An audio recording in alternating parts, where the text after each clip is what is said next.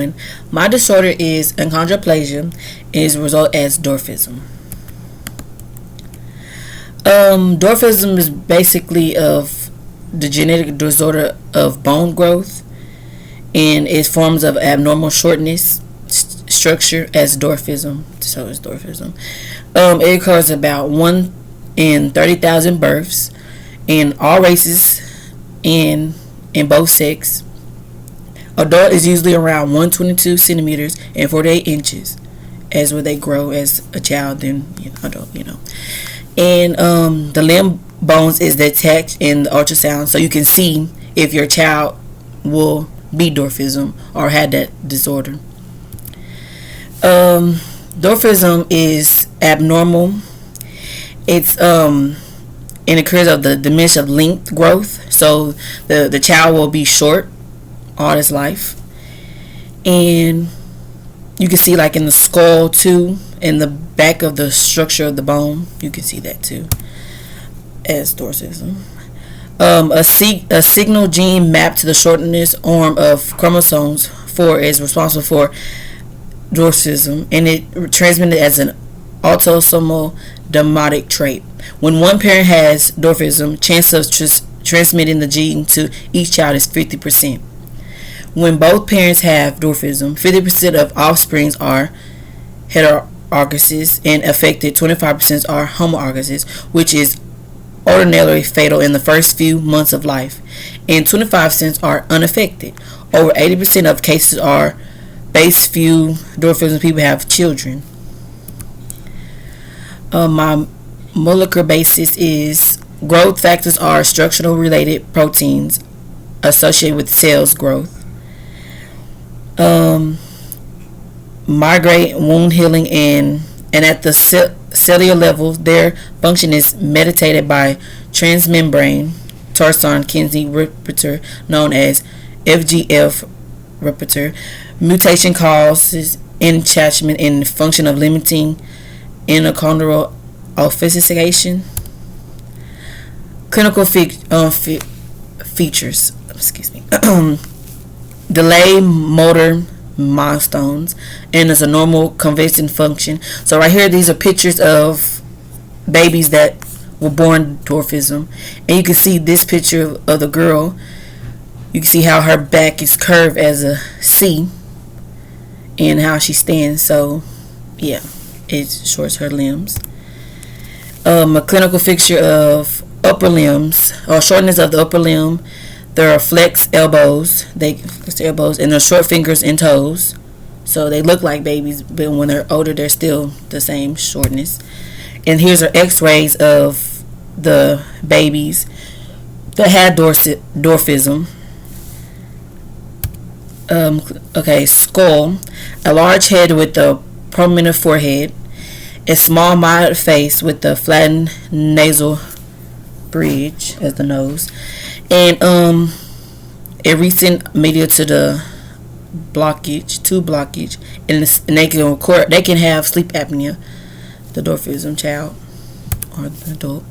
And here are some more pictures of dwarfism and how the structure of their body is.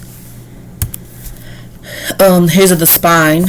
So when you do like X-rays, when the doctor does X-rays and stuff like that, they can tell if your child will come as a dwarfism, was born as a dwarfism, because of the bone structure. And yeah, laboratory studies. Plasmism can be analyzed for the FGFR3 mutation in the mother when a short limb skeleton display is diagnosed parentally by the ultrasound. DNA testing can be performed with both of the parents are affected. Infant with affected genes from both parents double the homo are either stillborn or they will die shortly after birth.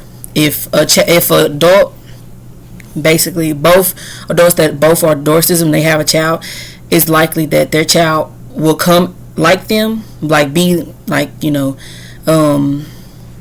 short like them, or some of them probably won't make it through birth. So basically that's what that means. Okay, so here are images of the radiographic of the brains that you can see in the x-rays and stuff like that. You can tell if your child will become dwarfism, because radiograph of skull, spine, and extreme reveal the characters or features. A my face will have a mid face, an enlarged clavicula, and a frontal prominence and shortening of the base of the skull. So basically, you can see this is a shortening of the base of the skull of the dwarfism child or adult. And they have a limber spine, view reveal distinct neural on the in particular distance, narrow on the in particular distance from proximal to distal, and normally the in particular distance from the cephalodad direction should increase. So right here you can see they are the bone structure of dwarfism in the x-rays. You see the child's bone structure. You can tell that their limbs are shorter than a regular baby. And the typical feature of lower limbs in person with dwarfism includes a horizontal equilateral roofs, small notches, invasive V-shaped distal formal vase, like how this you can see right here in the picture. It's a V-shape. The arrows are pointing out the V-shape of the dwarfism that occurs in this baby. And yeah, and there's overgrowth of fibulae.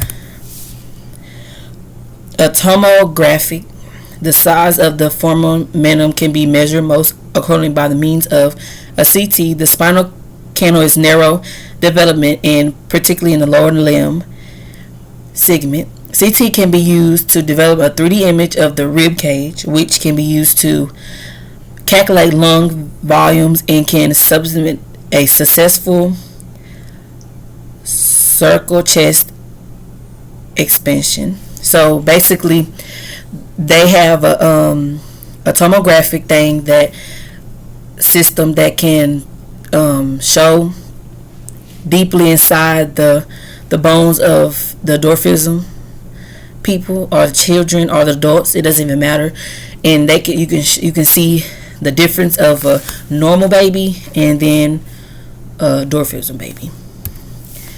And the manic recent imaging, given the indexic and the potential severity of symptoms associated with the foramen magnum stenosis, and baseline MRI is strongly recorded infancy. So this is an MRI of the brain of a child that had dwarfism. And MRI shows curval medicular compression of a foramen magnum, and you can tell that the shortness of inside the brain.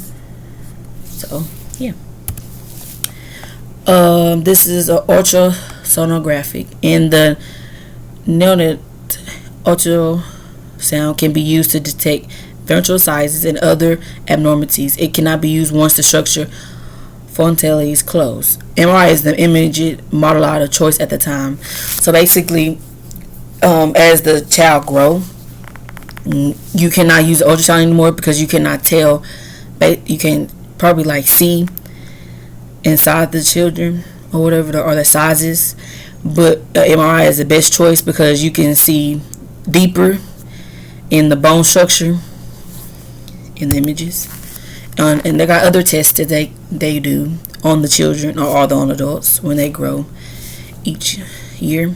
One test is somosensory evoked, and it's a potential abnormals have been reported. 40% of neurologically intact persons with dwarfism and are probably related to brain stems compression at the level of foramen magnum. And pulmonary function tests are usually for preoperative evaluation when respiratory symptoms are presented. So thank you guys for being patient with me, and this is all. This is my presentation of dwarfism. Bye.